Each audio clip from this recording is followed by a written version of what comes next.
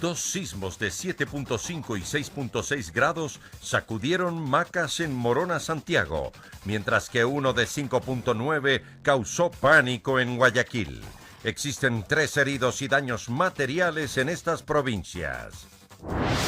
Duelo de 2 conciertos en Venezuela por el ingreso de ayuda humanitaria. Se registran 2 muertos tras incidentes en la frontera con Brasil.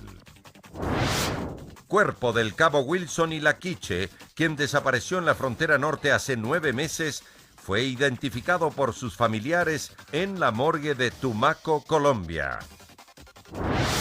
Trabajadores de Petroamazonas piden al gobierno analizar la decisión de reducir personal. En lo internacional, varios muertos dejó 2 atentados con coches bomba en diferentes localidades de Siria.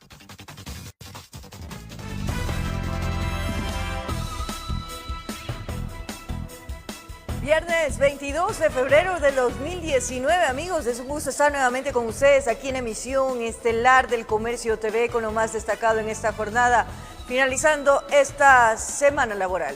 Aquí iniciamos.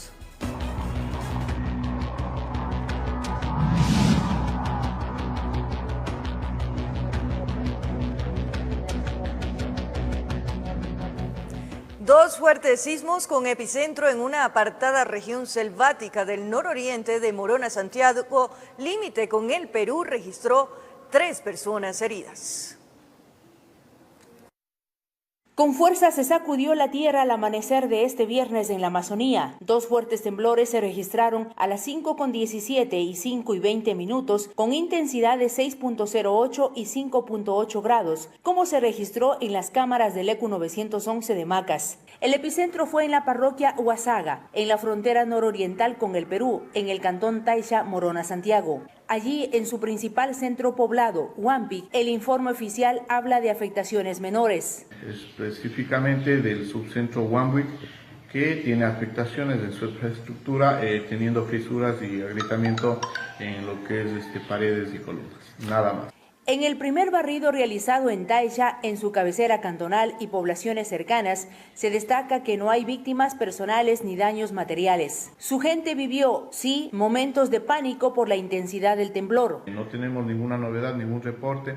Se está coordinando con gestión de riesgos del gas municipal, se está coordinando con bomberos, policía y militares, con el Ministerio de Salud Pública, a través de la directora Nadia González, el reporte también de las unidades, las 17 unidades de subcentros que tiene acá en el cantón, y no se reporta ninguna novedad hasta el momento. Los habitantes de Pastaza, por su parte, igual sobresaltados por el evento, vivieron un gran susto, pero el informe oficial habla de que no se presentaron novedades. No hay novedades que reportar en tema de construcciones, en tema de vías, en tema de situaciones del sector público, escuelas, colegios. En el sur de Morona, Santiago, en Gualaquiza, se reporta 3 personas heridas, una losa desprendida en Limón y Indanza, así como en Tihuinza un prolongado apagón, informó Carmita Argotti.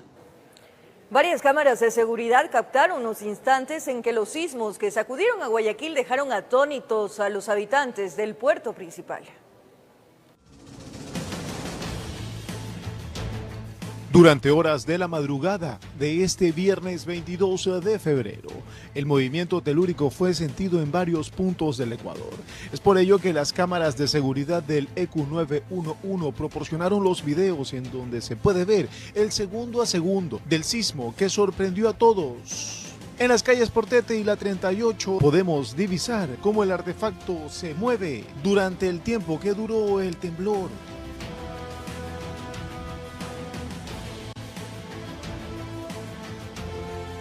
En la zona militar también el sismo se hizo sentir. Es por ello que la cámara no deja de moverse mientras se enfoca a la ciudad que por esos instantes estaba sin ningún transeúnte en sus calles. En el cantón Yaguachi las cosas no fueron muy distintas, pues el sismo sacó de sus viviendas a gran cantidad de habitantes del lugar.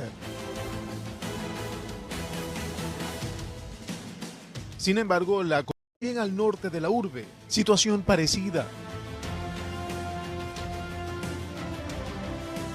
Ya más al centro de Guayaquil, en las calles Clemente Ballén y Chile, podemos ver cómo decenas de personas despavoridas terminan en la acera.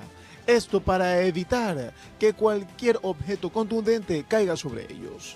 Fueron los segundos a segundos que vivieron los guayaquileños y distintos ecuatorianos mientras el temblor se presentó, dejando asustados a la gran cantidad de la población, informó Julio César Saona. Y un adulto mayor falleció en Jaramijó tras sufrir una caída durante los sismos registrados la madrugada de este viernes en Morona, Santiago. Además, en Manta, 10 venezolanos fueron desalojados de la ex zona cero en Tarqui, donde vivían en un edificio afectado por el terremoto de 2016.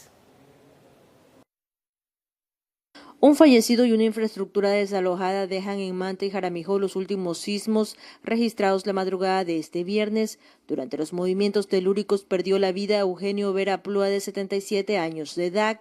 Se asustó y se levantó precipitadamente y salió corriendo y se resbaló, imagino, y se cayó. Este hecho fue corroborado por el Cuerpo de Bomberos de Jaramijó, de donde es oriundo la víctima.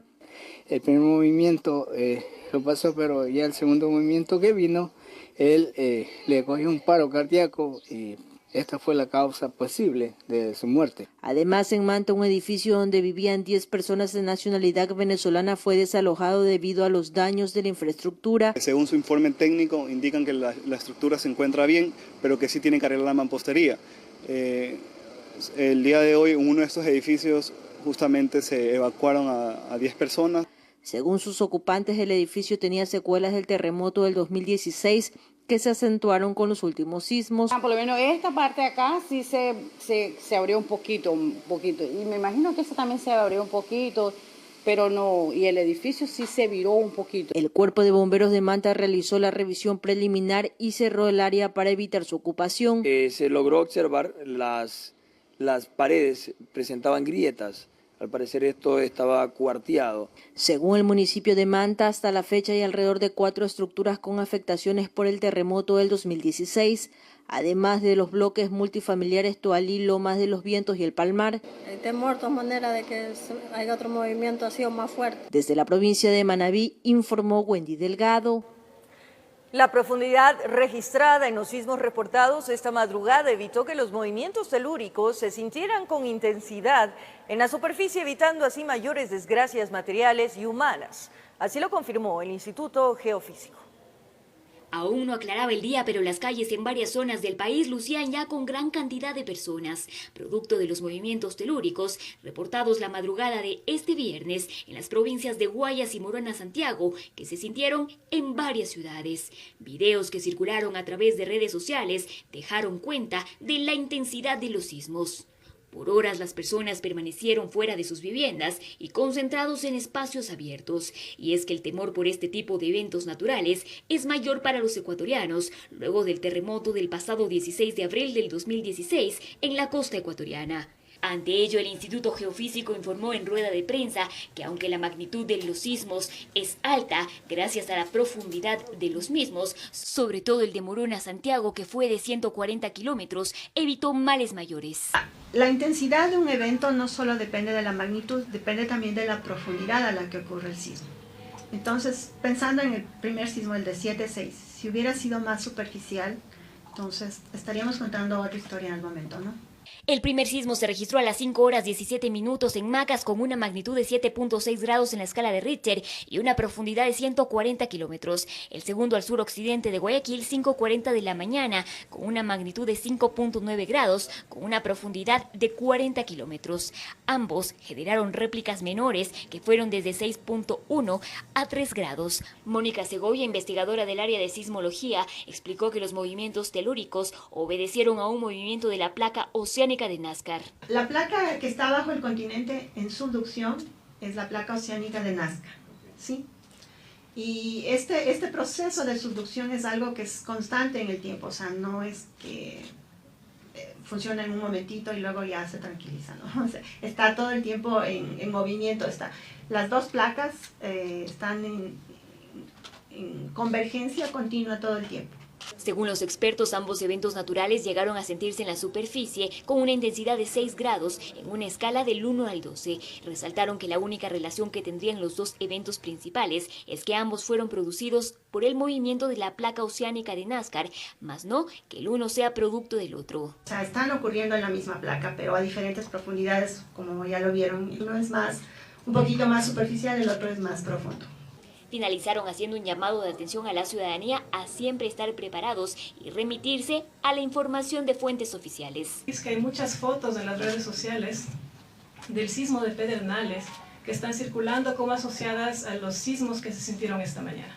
Eso es información falsa y hasta el momento nosotros no hemos recibido reportes de daños mayores, ni edificaciones, ni víctimas de este sismo. En Quito informó Adriana Rojas.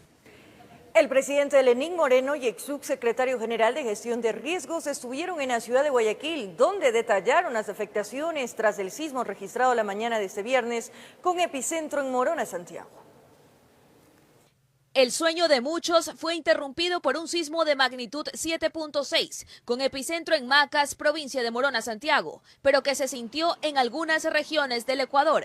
El presidente Lenín Moreno se refirió a este movimiento telúrico y dos más, que se suscitaron poco tiempo después. Uno se originó en Guayaquil.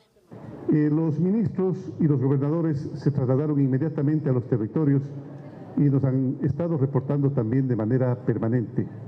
Me manifiestan que no existen daños mayores y tal vez lo que más valga la pena recalcar es que en la ciudad de Gualaquiza, ahí en la provincia de Morona, Santiago mismo, cercana a Macas, allí el hospital sí tuvo daños de mampostería. Se reportan 5 personas heridas, según informó el subsecretario general de Gestión de Riesgos, quien acompañó al primer mandatario en una visita que hizo en el puerto principal.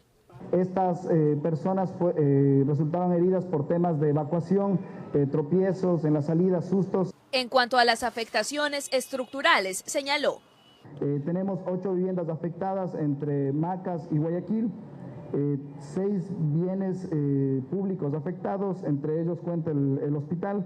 Bienes privados, un bien afectado. Los comités de operaciones de emergencia, tanto de Morona, Santiago como Loja, El Oro y Guayas, fueron activados para continuar con los protocolos y recabar información actualizada. Hay que tomar en cuenta que el sismo se produjo en una zona aislada del territorio ecuatoriano, por lo que pueden haber comunidades que no tengan comunicación directa y por lo tanto se ha preparado equipos de primera respuesta para poder verificar. Luego se conoció el fallecimiento de un adulto mayor en Jaramijó, informó Adriana Peralta.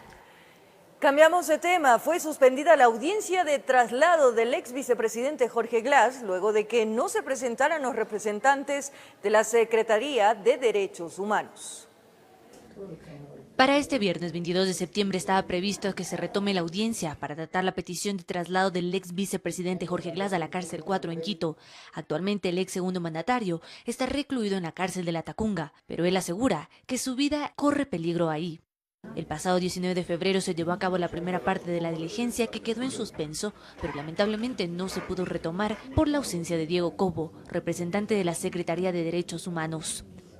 El juez Giovanni Freire, quien está a cargo de esta causa, multó a Cobos con 4 salarios básicos, mientras que para la defensa del exmandatario, la ausencia del funcionario implica una artimaña política.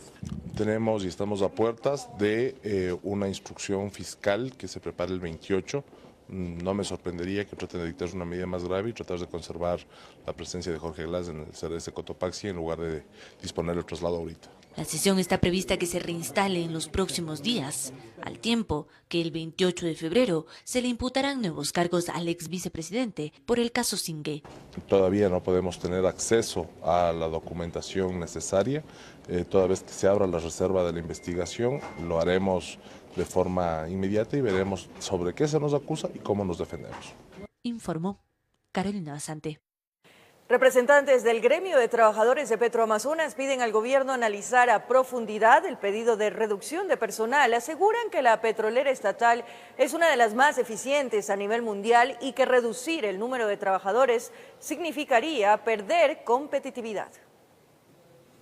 Son los representantes del Sindicato de Trabajadores de Petroamazonas. Ellos piden al gobierno que se analice a profundidad la orden que se emitió de reducción de personal impuesta a las empresas estatales. Desde acá se afirma que Petroamazonas ha mantenido un plan de optimización desde hace 3 años y una reducción de personal actualmente causaría graves problemas a la producción de petróleo. Nosotros hemos venido acá a ratificar el compromiso que tienen los trabajadores de Petroamazonas EP para optimizar la producción petrolera nacional y para defender la estabilidad de la mayor empresa petrolera del país y de la mayor empresa estatal del país. Aseguran que según el ranking de empresas petroleras, Petroamazonas se ubica en el 3er lugar en todo el mundo como una de las empresas con mejor desempeño y rendimiento económico. Si es que se ven afectados los procesos por la salida del personal, eso implicará que Petroamazonas tiene que subcontratar empresas de servicios para brindar esos procesos, o se vería afectada la producción.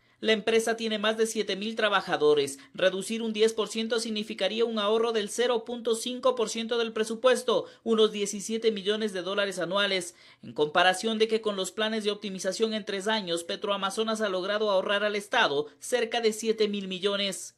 Es decir, la empresa ha entrado ya, no de ahora, sino de antes, en un proceso de optimización y de eficiencia, con participación de los trabajadores y con, obviamente, cambios a nivel de ingeniería y de análisis científico-técnico en los procesos operativos. Los trabajadores de Petroamazonas piden diálogo al gobierno y analizar estas cifras y realizar una comparación. Aseguran que despedir personal podría poner en riesgo la producción de petróleo, pues en este momento están trabajando con los mínimos requeridos. Informó Javier Gallo. Dirigentes laborales muestran su preocupación ante la posibilidad de aplicar la flexibilidad laboral como consecuencia de la firma del acuerdo de créditos con el Fondo Monetario Internacional. Los trabajadores esperan abrir un espacio de diálogo con el régimen ante el anuncio del envío de una nueva reforma laboral. La posibilidad de una reforma laboral quedó abierta. El gobierno, tras la firma del acuerdo con las multilaterales de crédito, anunció que es fundamental que el país pueda revisar los alcances de una reforma que logre acoger a quienes hoy se encuentran dentro del subempleo y la informalidad. Las normas, como están actualmente diseñadas, están diseñadas para aquellas personas que tienen trabajo. Pero las normas no se están ocupando de aquellas personas que hoy están en la informalidad, en el subempleo, en el empleo inadecuado o que no tienen trabajo. No se ha anunciado cuándo esta reforma será analizada y enviada a la Asamblea. Lo que sí se asegura es que el país requiere revisar estos aspectos para poder avanzar en un plan económico estable. Todas esas modalidades contractuales necesitamos repensarlas para darle solución a las personas y que tengan sobre todo garantía de derechos. Desde el sector de los trabajadores hay preocupación. Temen que con esta posible reforma se busque aplicar la flexibilidad laboral. Nos preocupa porque no hay una política laboral definida. O sea, todo ha sido, el presidente habló de teletrabajo, no sabemos a qué se refiere, cómo se le va a implementar. Eso significa que todas las medidas que se están tomando son medidas parches que no han resuelto ni resolverán el problema del desempleo ni del empleo. Por ello piden al régimen abrir espacios de diálogo y participación para conocer los alcances de este acuerdo con los multilaterales. Nosotros le hemos propuesto al presidente sentarnos en una mesa tripartita y tratar estos temas pausadamente. Que estarán pendientes a las decisiones que tomen desde el Ejecutivo y a la expectativa ante la posibilidad de una reforma laboral. Informó Javier Gallo. Los representantes de la sociedad civil demandan explicaciones al Consejo Nacional Electoral sobre la posibilidad de que el voto nulo tenga mayoría en la selección de los miembros del Consejo de Participación Ciudadana. Señalan que el Código de la Democracia no contemplaría qué hacer en ese caso. La posibilidad de que el voto nulo sea el triunfador en las elecciones del 24 de marzo, y en especial sobre la selección de los miembros del Consejo de Participación Ciudadana y Control Social, preocupa a varios sectores. Yo creo que el error se cometió cuando en la consulta no se preguntó a la ciudadanía la necesidad de mantener o no el Consejo de Participación Ciudadana. Milton Espinel y Néstor Marroquín presentaron en el Consejo Nacional Electoral una solicitud para que sus inquietudes sean absueltas.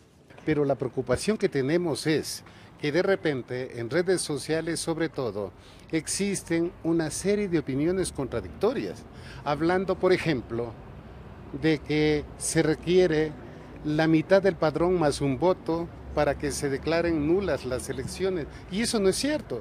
El artículo 147, numeral 3 del Código de la Democracia dice que cuando el voto nulo supere a la totalidad de los votos de los otros candidatos que participarían, se proclamaría esta circunstancia, pero no hay una definición del cuánto. Ellos hablan de un vacío electoral. En el Código de la Democracia habla de que cuando hubiera nulidad de juntas a nivel parroquial, a nivel de juntas en general, después de 10 días se volvería a repetir el proceso electoral para hacer este caso en este tipo de nulidad. Pero en la declaratoria de nulidad, en el caso de que gane el voto nulo, no existe una definición explícita en el Código de la Democracia que le permita al Consejo Nacional Electoral por sí y ante sí volver a convocar la elección. Al parecer a Diana Tamaín, presidenta del máximo organismo electoral, no le preocupa esa inquietud, porque tendría varias salidas. Yo no quisiera adelantarme a hablar de cosas negativas. De darse el caso, de acuerdo a lo que determina en el Código de la Democracia, será el momento único en el que nosotros podamos pronunciarnos de forma responsable ante el país. Y de no haber claridad, si esa fuera la eventualidad, nosotros tendríamos que ir a hacer la consulta al Procurador General del Estado. Consulta que también podría llegar a la Corte Constitucional, informó Héctor Romero. Monitoreo a propaganda electoral detecta 149 posibles infracciones que en su mayoría no serían cometidas por los candidatos, sino por las entidades públicas, de acuerdo al Consejo Nacional Electoral. A 15 días que la empresa Dunipro, contratada por el Consejo Nacional Electoral para el monitoreo de los medios de comunicación, que comprende prensa, radio, televisión y vallas publicitarias, se contabiliza 30.857 propagandas que han sido sometidas a análisis. De las cuales, sin novedad, hay 30.708.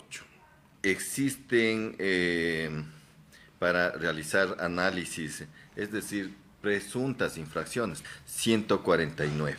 Pero los candidatos a las diferentes dignidades no serían quienes están infringiendo la ley.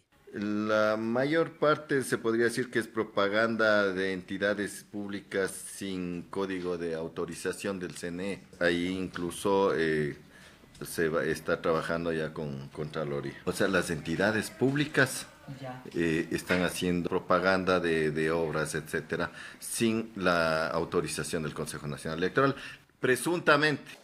Son las delegaciones provinciales las encargadas de verificar la supuesta infracción. Si detectan en las delegaciones provinciales, pasa al Consejo Nacional Electoral el expediente y nosotros le vamos al Tribunal Contencioso Electoral si es que vemos que amerita. Pero ahí no quedaría todo y se pasaría a otras instancias legales. El Tribunal Contencioso Electoral realiza el proceso respectivo y, de ser necesario, incluso puede llegar a la justicia, como así es, Contraloría, Fiscalía, porque hasta el medio de comunicación puede ser sancionado, porque si están haciendo propaganda no autorizada, utilizando a niños, etcétera. En total son 699 medios de comunicación calificados para hacer propaganda electoral, informó Héctor Romero.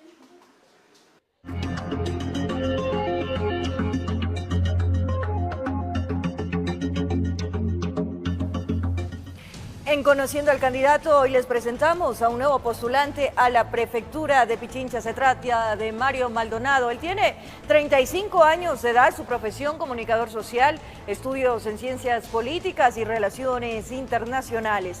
Experiencia, director, productor y entrevistador de varios programas de televisión. Candidato a la Asamblea Nacional por Pichincha en el 2017. Exdirector ejecutivo nacional zonal del CECAP. Él es representante de Adelante Ecuatoriano Adelante, lista número 7. Propone una prefectura de emprendimientos a través de alianzas público-privadas. Además, plantea un proyecto para fomentar la seguridad en la provincia. Mario Maldonado es uno de los candidatos más jóvenes a la prefectura de Pichincha. Su experiencia de trabajar de cerca con la comunidad y al estar vinculado a los temas sociales lo llevaron a aceptar este nuevo reto.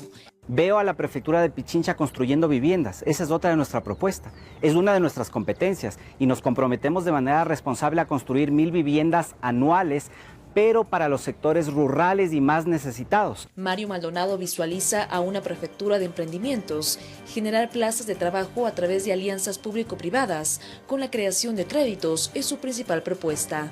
Puedan recibir créditos desde $1,000, $3,000 y $5,000 para hacer realidad su emprendimiento. Y no solo queda ahí el tema. La prefectura se va a convertir en el mediador y en una especie de garante para que no te compliquen el poder acceder a tus créditos. Le preocupa la inseguridad en Pichincha. Su plan de trabajo para esta problemática es crear una aplicación móvil similar a un botón de pánico. Cuando se dé un desaparecimiento de una persona, el que puedas ingresar tus datos, la fotografía de esa persona desaparecida, si es que es en horas de la noche que ocurre esto, para que esa información desde la plataforma de la prefectura llegue a la Policía Nacional.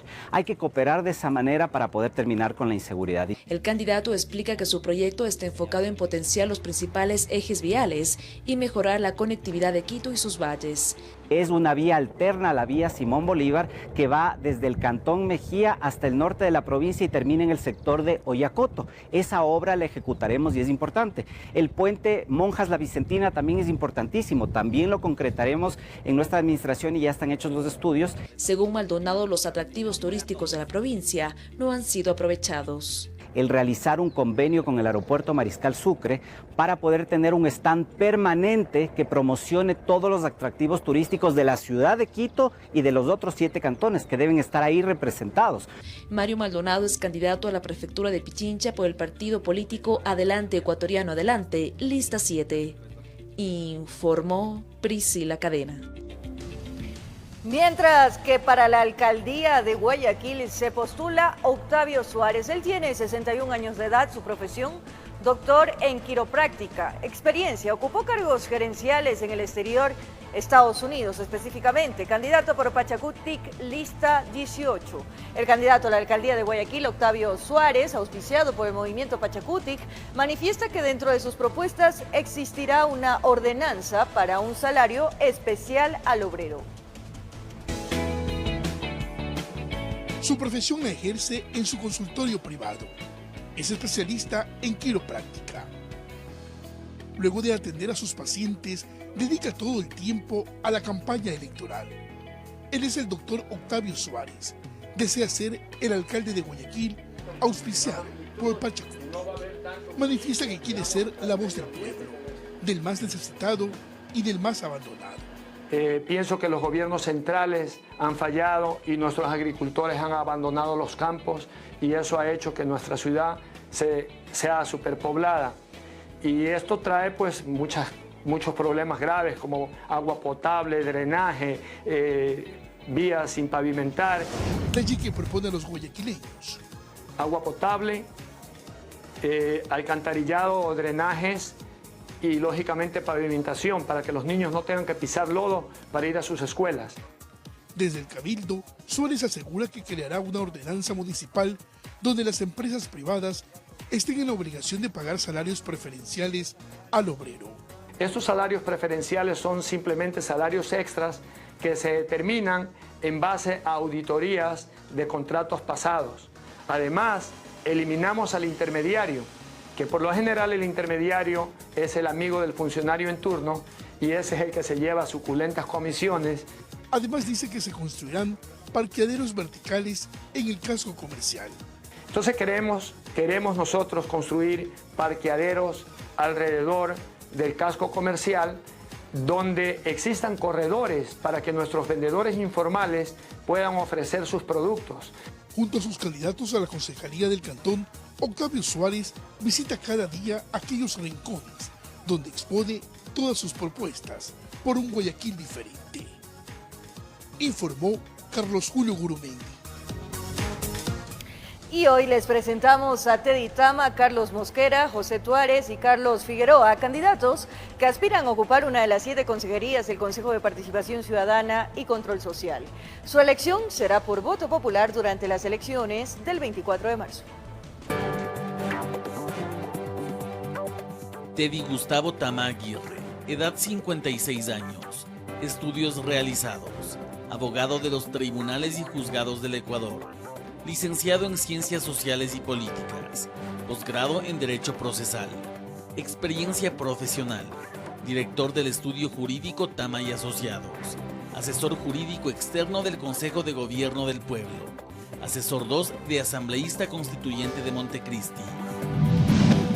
Carlos Gonzalo Mosquera Benalcázar, edad 77 años, estudios realizados, médico cirujano, cirugía plástica, experiencia profesional, médico cirujano plástico del Hospital Carlos Andrade Marín, director del Hospital Ginecobstétrico Isidro Ayora, médico cirujano plástico de la Fundación Médica Mosquera. José Carlos Tuárez Zambrano, edad 41 años, estudios realizados, licenciado en Teología, licenciatura en Teología en la Facultad de Teología de Salamanca, diplomado en Educación Superior, experiencia profesional, voluntario de la Junta de Beneficencia de Guayaquil, voluntario en la Unidad Educativa San José La Salle, docente del Colegio Sánchez y Cifuentes en Ibarra. Carlos Eduardo Figueroa Figueroa, edad 56 años, estudios realizados, doctor en Medicina y Cirugía, especialista en Cirugía General, experiencia profesional, director médico del Club de Leones Quito Metropolitano, médico tratante de la Universidad Central del Ecuador, profesor de la Universidad Central del Ecuador. Ahora es momento de nuestra primera pausa, amigos televidentes, aquí en Emisión Estelar del Comercio TV, y al regresar en lo más destacado del mundo, se registran 2 muertos tras incidentes en la frontera con Brasil y además en nuestro país. En la penitenciaría del Litoral descubrieron ambulancia en la que se pretendía infiltrar teléfonos celulares y licor. Los detalles en breves minutos.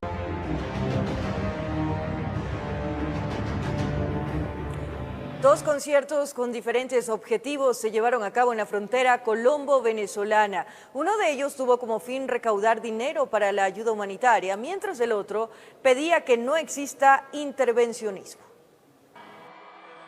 Miles de venezolanos corearon canciones de varios artistas nacionales e internacionales que se presentaron en el escenario de Hype Live Venezuela, organizado por el multimillonario Richard Branson.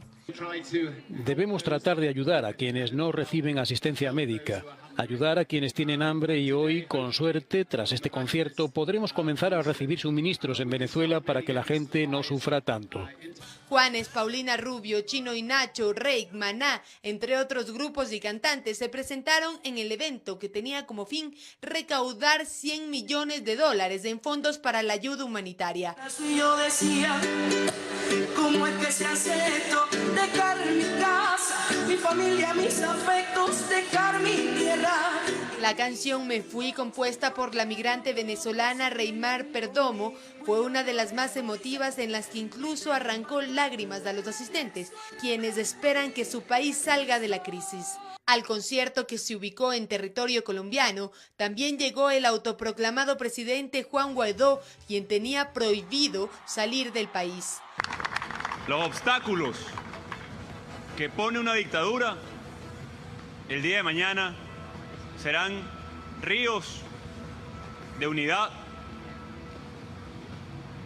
de paz, de gente buscando salvar vidas. A 300 metros del iLife Venezuela se montó otro escenario con artistas nacionales.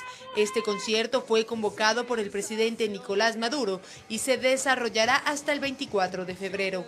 Con esto, el oficialismo hace un llamado a que no existe intervencionismo en Venezuela, y bajo este argumento, Maduro se opone al ingreso de la ayuda humanitaria. El lema del evento fue "Por la guerra nada".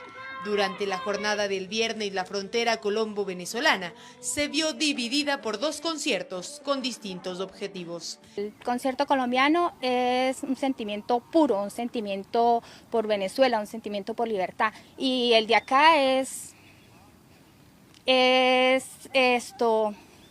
No, eso no tiene sentido. Seguir apoyando a la necesidad, seguir apoyando a que ellos nos sigan maltratando, humillando de la forma, y que sigamos aguantando hambre y pasando necesidades. Informó Valeria Navarro.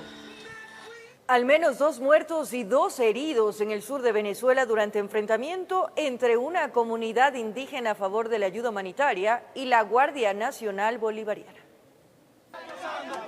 En el sur de Venezuela, cerca de la frontera con Brasil, la Guardia Nacional Bolivariana disparó contra indígenas de la etnia Pemón, dejando al menos 2 muertos y más de 10 heridos. La comunidad ancestral que apoya el ingreso de la ayuda humanitaria fue objeto de represión. Las víctimas fueron trasladadas a diferentes centros de salud. A mí me balearon por las 2 piernas. Y espero que todos los venezolanos vean esto para sacar ese criminal. El único responsable se llama Maduro.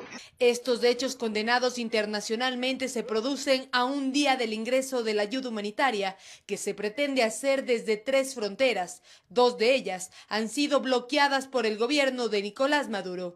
Cámaras de seguridad que se ubican sobre el puente Las Tienditas que se conecta con Colombia registraron a militares venezolanos soldando los contenedores a la infraestructura para impedir el paso. A pesar de las limitaciones y obstáculos puestos por el régimen, voluntarios, autoridades opositoras y extranjeras se alistan para los operativos del sábado. 2 aviones, uno de Brasil y otro de Estados Unidos, emprendieron un viaje con insumos médicos y alimenticios hacia las fronteras. Los presidentes de Colombia, Perú y Chile se encuentran en Cúcuta para respaldar al pueblo venezolano. Vamos a hacer todos los esfuerzos para que la asistencia humanitaria llegue a territorio venezolano. Hoy estamos defendiendo el sagrado valor de la libertad. Y en consecuencia nuestra presencia aquí es para solidarizar con la lucha del pueblo venezolano por recuperar su democracia. Mientras tanto, el mundo se mantiene en tensión de si la ayuda humanitaria ingresará o no a Venezuela el 23 de febrero, informó Valeria Navarro. Descubren otra ambulancia en la que se pretendía infiltrar teléfonos celulares y licor en la penitenciaría del Litoral aquí en nuestro país. 2 funcionarios del Ministerio de Justicia fueron detenidos por el delito de ingreso de objetos prohibidos, cuya sanción es de 3 años de prisión. Juez Luis Ángel. Ni 5 días del primer hallazgo y la madrugada de este viernes, otra emergencia penitenciaria.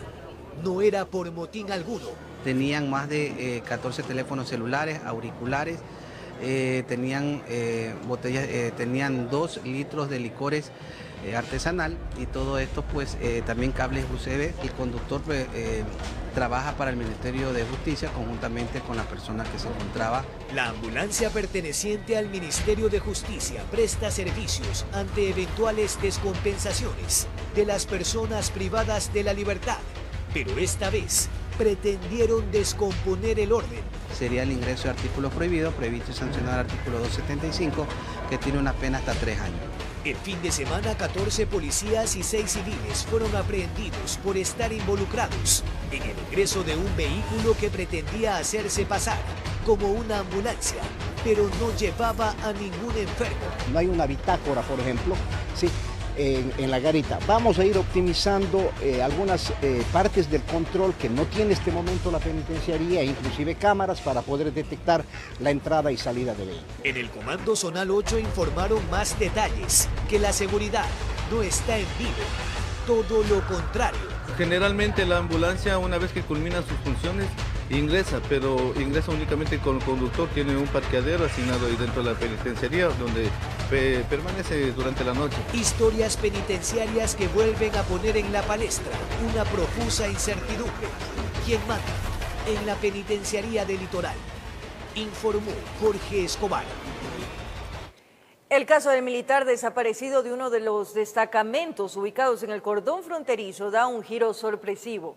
Familiares del uniformado habrían supuestamente encontrado el cuerpo en el Departamento de Medicina Legal de Tumaco. Se espera la confirmación tras las pruebas de ADN formuladas a la madre. El 12 de mayo del 2018, desde el destacamento de Tobar Donoso, ubicado en la provincia del Carchi, se notificaba la desaparición de Wilson David y la Quinche Gavilanes, cabo segundo del ejército, en esta zona de frontera. Familiares del militar han buscado siempre respuestas a las investigaciones que den un indicio de su ubicación. Este miércoles, la madre y el tío llegaron hasta el municipio de Tumaco, en el departamento de Nariño, en donde no conocían sobre el caso, de acuerdo a lo que manifestaron los miembros de este ente investigativo. Dijeron que no conocían el caso, solo en fiscalía estaba el expediente de la denuncia que yo fui a poner. Y habiendo claros indicios que fue llevado a la fuerza mi sobrino de ahí, pues no hemos tenido ninguna respuesta lógica. Imaginámonos nosotros llegar a Tumaco y encontrar información sobre el caso de mi sobrino, porque acá en Ecuador nos dijeron que ya habían coordinado con la policía de Colombia, que tenían conocimiento Colombia el caso de mi sobrino. Después de identificar las posibles características como 2 tatuajes en uno de los cuerpos que se encuentran en medicina legal en Tumaco como NN, se presume se trataría de Wilson Ilaquiche. Por ello, desde el CTI se tomaron muestras de sangre a la madre para poder realizar las pruebas de ADN que certifiquen que sería o no del militar desaparecido en el destacamento de Tobar Donoso, quien estaría en la morgue desde hace 8 meses atrás. Pues con las características casi podría decir que ya le encontré a mi hijo. Estaba esperando que yo vaya porque nadie fue a verle. No, han pasado ya casi 10 meses. Mi hijo se encontraba abandonado ya en el vecino país. Este cuerpo aproximadamente está desde junio o julio del año pasado en Tumaco. Los mismos familiares después del viaje a Tumaco pasaron por Ipiales, poniendo en conocimiento al cónsul de Ecuador en Nariño, quien articuló todos los protocolos de alerta para que se acelere el proceso de la identificación y poder así, si se trataría del cuerpo, iniciar con la repatriación. Voy a poner en contacto y en comunicación a la embajada de Ecuador en Bogotá para que a su vez esta embajada articule y remita a la Cancillería y sigamos con los lineamientos jurídicos y el proceso de identificación del supuesto cadáver. Sí, el consulado siempre va a estar al frente, como yo les dije, tienen un pilar fundamental, un respaldo total, un respaldo humanitario, y vamos a cumplir la gestión y de ser el caso pues vamos a hacer los trámites protocolarios que se necesite. Con imágenes de José Cedeño, desde Ipiales, Nariño, informa Miriam Enríquez. Un vehículo de transporte pesado se impactó con un local comercial en el sector de la Primavera, en el norte de Quito. Afortunadamente no hubo heridos ni víctimas mortales que lamentar. La mañana de este viernes 22 de febrero, las calles Díaz de la Madrid, Padre Damián y la Arnoldo Jansen fueron cerradas debido a un accidente de tránsito. Es que un tráiler chocó contra un inmueble que aparentemente funcionaba como un local comercial. A mí me llamaron, estuve en la casa, dicen no, su local ya entró un tráiler. Por eso yo vine a ver. ¿Qué daños está? Todito, ahí está todito, la tele, la refe, todo. Cuando mueve el tráiler ya cae la losa. Es que yo vivo de eso, yo soy viuda, no tengo marido. Se escuchó un fuerte estruendo y carro estuvo aquí, y ahí se bajó, haciendo de retro, y cuando fue a parar en la casa de allá. Lo único que digo es que esto no se quede así, que se puede hacer justicia y la persona que hizo eso que tenga un poquito de cuidado y que sea responsable al momento de manejar tremendo carro. La imagen que se reflejó del siniestro era impactante y fueron los organismos de emergencia que reportaron el incidente desde las redes sociales. Un tráiler que tiene 800 quintales de cal se arrima a la casa, por el peso rompe la estructura, está ingresado, vamos a proceder a apuntalar y a dar soporte estructural a la vivienda. Afortunadamente y a pesar del gran impacto, no hubo personas heridas ni víctimas mortales que lamentar. Con imágenes de Omar Flores, informó Andrea Orbe. Operativos avalancha ejecutados en las provincias de Imbabura, Santo Domingo de los Áchilas, Pichincha y Cotopaxi dejó como resultado miles de gramos de droga decomisados y decenas de personas detenidas. El alcaloide incautado en las 4 provincias tenía como finalidad el consumo interno.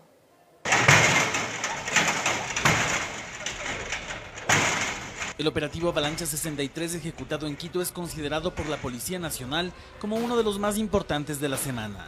En el mismo se logró desarticular una organización que se presume estaba dedicada a la venta de sustancias ilícitas. Fue incautada la cantidad de 4.000 gramos de marihuana y la detención de 12 ciudadanos, de los cuales 11 eran de nacionalidad venezolana y 1 de nacionalidad colombiana. De las personas detenidas, 4 tendrían antecedentes en Ecuador por ataque y resistencia y tráfico ilícito de drogas. 2 de los cuales es bueno informar que tenían ya antecedentes aquí en Ecuador por delitos cometidos aquí en Ecuador.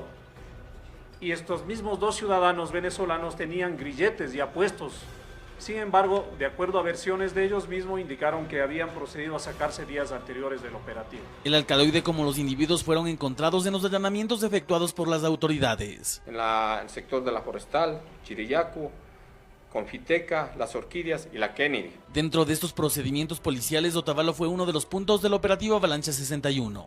Aquí, mediante un allanamiento, se detuvo a una ciudadana y se decomisó gran cantidad de droga. Pudo incautar 8.366 gramos de marihuana. La finalidad de que sea un centro de acopio para la distribución de este alcaloide en la ciudad de Otavalo. Esto mientras en Santo Domingo de los Áchilas se habría incautado 336 gramos de cocaína y 11.400 gramos de marihuana. Se logró desarticular la detención de 2 ciudadanos de nacionalidad ecuatoriana en cuyo poder se encontró el alcaloide. De otra parte, en la ciudad de La Tacunga se logró la detención de 8 ciudadanos en cuyo poder se habría encontrado 10 gramos de cocaína y 13.3 gramos de marihuana. Estos ciudadanos, obviamente, mediante operaciones básicas de inteligencia, se logró determinar de que estaban dedicados al microexpendio de drogas dentro de esta ciudad. Con la ejecución de estos 4 operativos en diferentes zonas del país, la policía sacó del mercado interno no menos de 50.000 dosis de droga que buscaba llegar a consumidores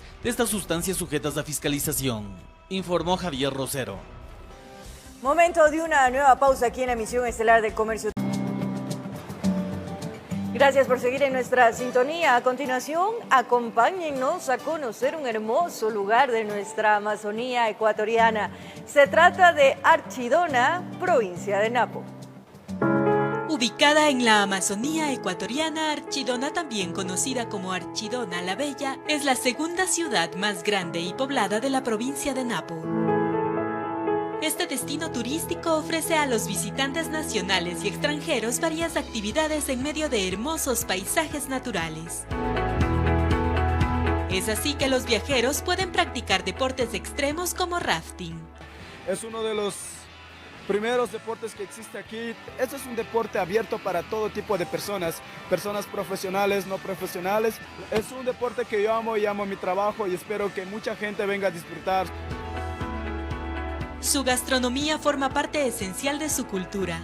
La preparación de su deliciosa comida tradicional ha pasado de generación en generación como el maito, un plato típico que se prepara con pescado envuelto en una hoja de bijao. Nuestros padres antiguos a nosotros nos enseñaron a preparar en hoja bijao. Antiguamente no ha habido en qué cocinar. Nuestros abuelos enseñaron así a nuestro padre, entonces nuestro padre le enseñó a nosotros así. Para no perder esa costumbre, nosotros seguimos haciendo lo mismo, lo que dejaron enseñando a nosotros. Los habitantes de esta localidad son el pueblo quichua. Ellos invitan a los turistas a ser parte y conocer este hermoso lugar de nuestro país. Antes no teníamos estos años, digamos, hemos tenido muchas personas que vienen de otra parte, nos dan un aliento al pueblo. Bueno, yo les invito a todos los turistas extranjeros, nacionales y locales a que visiten, que conozcan y que disfruten aquí que hay dentro de la Amazonía. Con la realización de Marco Ruiz, informó Sara Naranjo. Antes de despedirnos, amigos televidentes, mucha atención. A través de un comunicado oficial, la Secretaría General de Comunicación de la Presidencia informa que tras la detención de Roberto y William Isaías por parte de autoridades de migración de los Estados Unidos, Ecuador ha cumplido con el pedido de dichas autoridades y ha emitido los pasaportes provisionales con miras a su eventual deportación. Sobre los hermanos Isaías existe un pedido de extradición de la justicia ecuatoriana. En el país pesa sobre ellos una sentencia de 8 años de privación de libertad por el delito de peculado bancario. Por lo tanto, a su llegada al territorio nacional, el gobierno ejecutará la orden de detención que ha emitido la Administración de Justicia. Con eso nos despedimos, concluye el Comercio TV. Que tengan un buen fin de semana, disfruten mucho en compañía de sus familias y seres queridos. Un abrazo grande.